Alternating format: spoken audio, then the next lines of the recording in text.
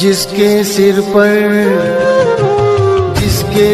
पर कृपा गुरु की, वो दुख कैसे आएगा। भारत की और विश्व के सभी सनातन धर्मी भक्त लोगों को मेरा सादर प्रणाम। समय के साथ साथ मनुष्य समाज ऐसे समय आएगा जिस समय में ऐसा बीमारी आएगा जिसको वर्णन करना बहुत कठिनाई होगा और बहुत दुख और दर्द समाज में प्रसार होगा और मनुष्य समाज को अतिष्ट करवा देगा। पर सबसे बड़ा उसका इलाज है धर्म। जो धर्म में रहेंगे उसके लिए बीमारी का कोई समस्या नहीं है।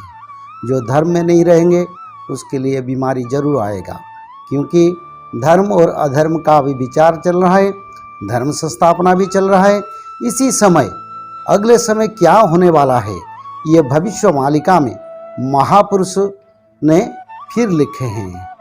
इसके बारे में महापुरुष ने लिखे हैं, हेमंत व्याधि है कहूँ तो आसीब नरंगरे प्रकाश, मुखरु तो रक्त उद्गार होइब सकले होइबे नाश। बोले हेमंत व्याधि है कहूँ तो आसीब नर अंगरे प्रकाश, मुखरु तो रक्त उद्गार होइब सकले होइबे नाश। यानी ऐसा समय आएगा जो अचानक मनुष्य के मुंह में खून निकलेगा और वोमिटिंग होगा और इसमें मनुष्य लोगों का परेशानी होगा और मनुष्य समाज में जनमड़क यानी मनुष्य मड़क यानी बहुत सारे मनुष्य लोगों का विनाश होने वाला है। तो फिर महापुरुष इसके बारे में लिखें, आद्य वैद्य ठारे प्रकाश होइब परे अन्य हेबे नाश,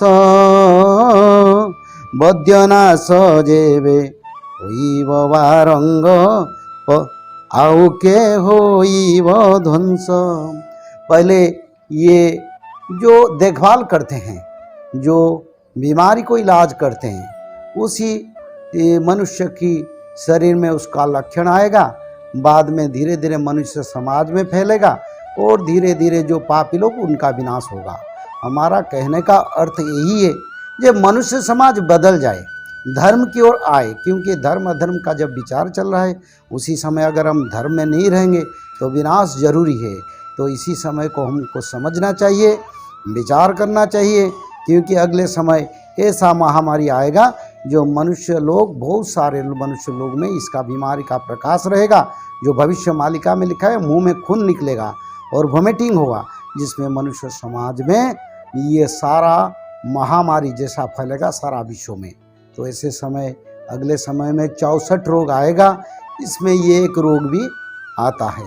तो इसको भक्त और साधु संत लोग सनातन धर्मी लोग सभी उसको विचार करें और विचार के रख के अपने मन में कर्म और कार्य में अपना परिवर्तन लाए और समाज में धर्म को जितना बढ़ने के लिए सारे लोग कोशिश करें। इसे धर्म का प्रकाश होने से ऐसे बीमारी से मनुष्य समाज रक्षा पा सकता है। गरीबदास जी परमात्मा से प्राप्त ज्ञान को कहते हैं कि धर्म का नाश नहीं होता, चाहे विन से तीनों लोकों का नाश हो जाएगा। आपके द्वारा किए गए इस विधिवत पुण्य शास्त्र अनुकूल सुपात्र को दिए हुए दान धर्म और पुण्य किए हुए ये कभी विनाश में नहीं आते, आपके लिए जहाज बढ़ जाएगा। कहते हैं परमात्मा से पूछा किसी ने कि धर अंबर सब जावेंगे और विनसेंगे कैलाश, एकम एका होवेगा तब कहाँ रहे तेरे दास। धरती अंबर जान दे और विनसन दे कैलाश, एकम एका होण दे मेरे आश्रय रहे मेरे दास। कि मेरे भक्त मेरे द्वारा बताई गई इस विधि और इस धर्म पुण्य के जहाज में बैठ के और ऐसे रहेंगे जैसे नौका जल के ऊपर रहा करती है। ये धर्म के कारण ये विनाश में नहीं आएंगे, चाहे तीनों लोकों का विनाश बेशक हो जाए। कि भाई देखो भोजन का भोग लगवाया था, तंदूर तंदुल हैं चावलों को। भगवान कृष्ण को सुदामा जी ने जब चावल खवा दिए तो उसके बदले में उसकी सुदामा पूरी रची, नहीं तो नहीं रची, क्योंकि पहले भी तो प्रेम था। पहले के वो जाना नहीं थे कि सुदामा हमारा प्यारा सा दुखी हो रहा सा, पर जब तक वो भोग नहीं लगवा लिया चावलों का, मुट्ठी भर कर नहीं खा लिया भगवान कृष्ण ने, तब तक वो कुछ नहीं कर सका था, समर्थ होते हुए भी नहीं कर सका था।